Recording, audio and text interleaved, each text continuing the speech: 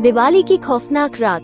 दिवाली की वो खौफनाक रात। सब लोग ये तो जानते हैं कि दिवाली जगमगाती रोशनी और लाइट्स का त्योहार है, पर जो ज्यादातर लोग नहीं जानते वो ये है कि दिवाली की रात अमावस्या की रात होती है और हर अमावस्या की रात काली शक्तियाँ सबसे ज्यादा ताकतवर हो जाती है।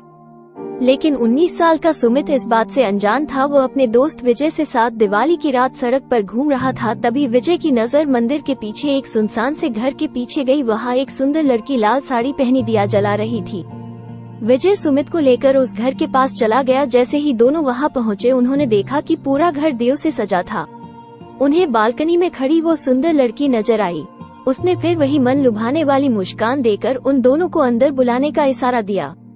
घर अंदर से भी उतना ही खूबसूरत सजा हुआ था जितना कि बाहर से। मेज पर खाने के लिए अलग अलग चीजें रखी हुई थी।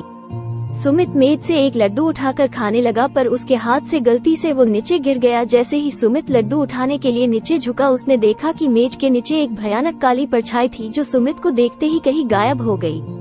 सुमित जैसे ही विजय को ये बताने ऊपर उठा, उसने देखा कि विजय सीढ़ियों के ऊपर खींचा चला जा रहा था। सुमित बेहद घबराने लगा था। फिर अचानक घर में पायल की आवाजें आने लगी, जैसे कि कोई लड़की एक कमरे से दूसरे कमरे में जा रही हो।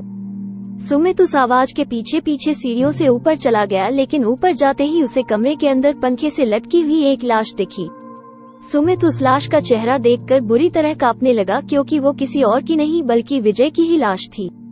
सुमित डरते डरते पीछे मुड़ा तो उसके ठीक सामने वही सुंदर लड़की खड़ी थी और उसे देखकर मुस्कुरा रही थी।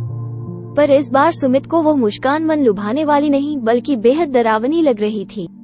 अचानक घर की सारी लाइट्स बंद हो गई। वो घर धीरे धीरे एक खंडहर में बदल गया। वो लड़की अब भी सुमित को देखकर मुस्कुरा रही थी। अचानक लाल साड़ी पहनी हुई उस लड़की के बाल सफेद और लंबे होने लगे और आंखें एकदम लाल पड़ गई और चेहरा एकदम डरावना हो गया था। सुमित उसे देखकर एकदम सुन्न पड़ गया था। वो लड़की हाथ में चाकू लिए सुमित की तरफ बढ़ रही थी। सुमित ने किसी तरह अपना होश संभाला और बिना कुछ सोचे सीधा घर से बाहर भागा, लेकिन वो लड़की अभी भी सुमित के पीछे पीछे आ रही थी। वो लड़की सुमित को मारने के लिए अपना हाथ उसकी तरफ बढ़ाया, लेकिन सुमित तब तक बाहर निकल गया था। उसने जल्दी से घर का दरवाजा बाहर से बंद कर लिया।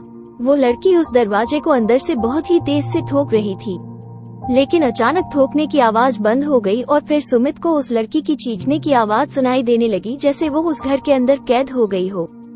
सुमित वहाँ से जल्दी से निकला और अपने घर जाकर चुपचाप सो गया।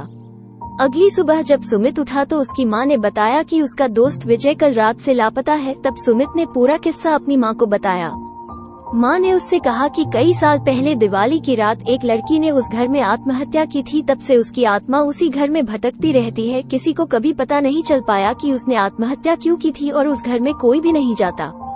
ये बात सुनकर सुमित पूरी तरह हिल गया। वो ये यकीन करना चाहता था कि जो भी उसके साथ हुआ वो एक बुरा सपना था, पर उस रात के बाद उसका दोस्त विजय कभी वापस नहीं आया और सुमित को आज भी दिवाली की वो खौफनाक रात और उस लड़की की भयानक चीखें सोने नहीं देती।